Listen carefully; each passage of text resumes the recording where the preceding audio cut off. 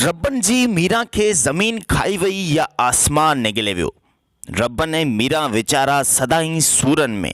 ज़हर ज़िंदगी ड्रामे लिखण वारे रब्बन ऐं मीरा जी तक़दीर अहिड़ी त ॾुखी लिखी छॾी आहे जो सदाईं ऋण में रुलियल आहिनि। कॾहिं त ग़ुलाम जहिड़ो दलाल उन्हनि जे विच में अची दीवार थो बीहारे छॾे, कॾहिं वरी कमाल ख़ान जहिड़े कमीने इंसान जी चालुनि उन्हनि जी ज़िंदगी ज़हर करे छॾी आहे। ज़हर ज़िंदगी ड्रामे जी 165 क़िस्त में अवां ॾिसंदा त रब्बन ग़ुलाम ऐं क़ुर्बान खे पादर हणी पंहिंजी मीरा जो ॾस मालूम करे सघंदो या न।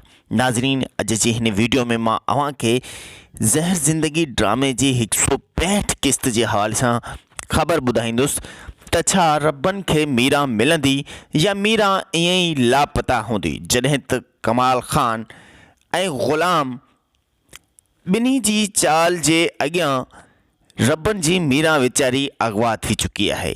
पर इन ॻाल्हि खां रईस गफ़ार ख़ान ना वाक़ुफ़ आहे। रईस गफ़ार ख़ान खे ख़बर न आहे त उनजो कमीनो भाउ कमाल ख़ान भी इन ई केस में मुब्तला आहे। ज़हर ज़िंदगी ड्रामे जी जाइ ते हिकु नओं ड्रामो अची रहियो आहे जंहिंजो नालो आहे ज़हर थी वई ज़िंदगी।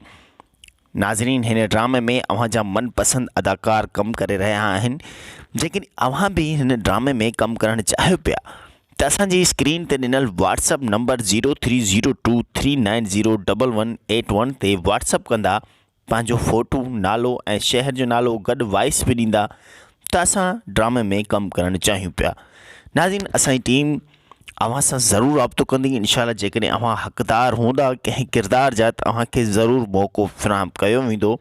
ज़हर ज़िंदगी ड्रामे जी जाइ ते ठहंदड़ नओं ड्रामो ज़हर थी वई ज़िंदगी, जंहिंमें सिंध जा नाले वारा अदाकार कमु करे रहिया आहिनि, जंहिंमें अव्हां जो मनपसंद अदाकार रब्बन ऐं उन सां गॾु जबल, जंहिंखे असां अब्बास गुल, इस्माइल चांडियो ऐं बिलावल खोखर, रिमशा शहज़ादी, महबूब शेख ऐं ॿिया केतिरा ई सिंध जा नाले वारा अदाकार एस भट्टी, अकबर उत्तरादी, आशिक नवाज़, ख़ादिम खखराणी, महबूब शेख।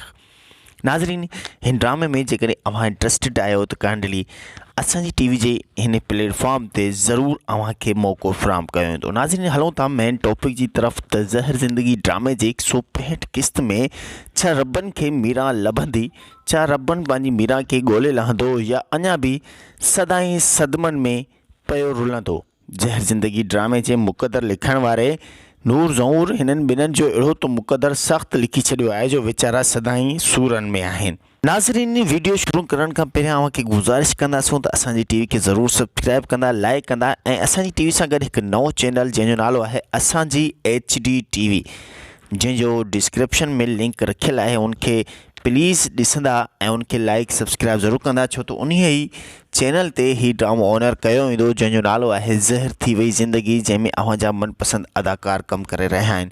नाज़रीन, ज़हर ज़िंदगी ड्रामे जे 165-166 क़िस्तनि में बि रब्बन की मीरा कोन लभंदी, छो त कमाल ख़ान इन साज़िश में रंगियल आहे।